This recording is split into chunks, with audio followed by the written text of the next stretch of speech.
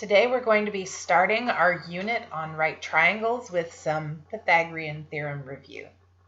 So Pythagorean theorem is a way of calculating a missing side in a right angle triangle, and it does have to be a right angle triangle. If it doesn't have that 90-degree angle, you cannot use Pythagorean theorem. So with Pythagorean theorem, the different sides in the triangle have assigned letters to them. So the side that's the longest, the one across from the 90-degree angle, is called the hypotenuse. And we use the letter C to represent this side. The other two sides, it doesn't really matter which one is which, are A and B. I usually put B on the bottom, right, because B and base both start with the letter B.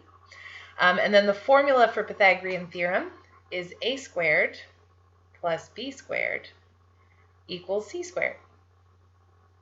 So if you were to take the hypotenuse, the longest side, and square it, it's going to equal the sum of the squares of the other two shorter sides. So the most important side to find when you're doing Pythagorean theorem is your hypotenuse, and then from there you can label your other two sides and then do your calculation. So we're going to start with our first example, which says solve for x. So we have a right angle triangle, and it's important that it's right angled, otherwise you cannot use Pythagorean theorem.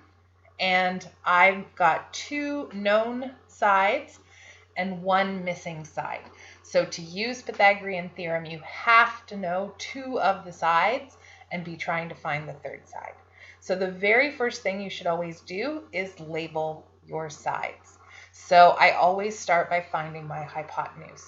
So the hypotenuse is the longest side across from that 90-degree angle. So across from that 90-degree angle is this side right there. So I'm going to call that C. And then the other two sides, it does not matter which one is A and which one is B. I'm going to call this A and this B, but if you switched them, you would still get the same answer. So I'm going to start by writing down my formula. So a squared plus b squared equals c squared. And then I'm just going to sub in the things that I know. So a is 20, so I'm going to write 20 squared. B is 27, so plus 27 squared equals, and then C is x, so x squared. So from here, I'm going to actually square those numbers.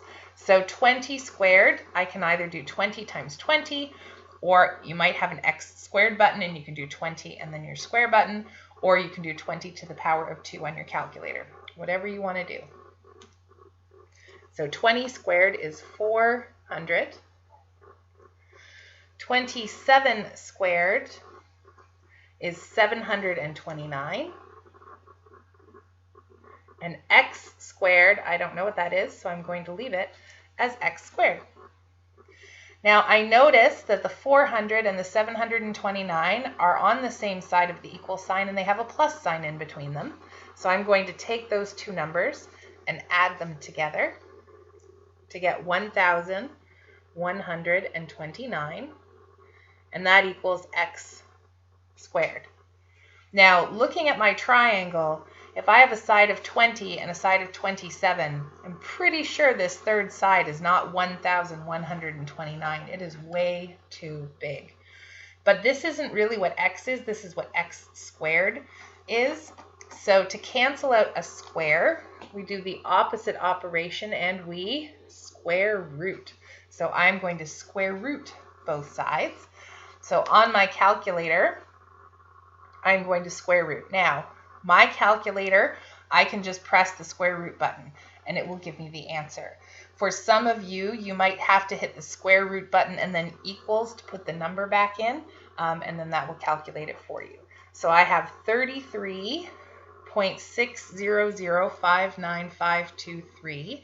So I like to keep two decimal places, and in the question it does ask for two decimal places.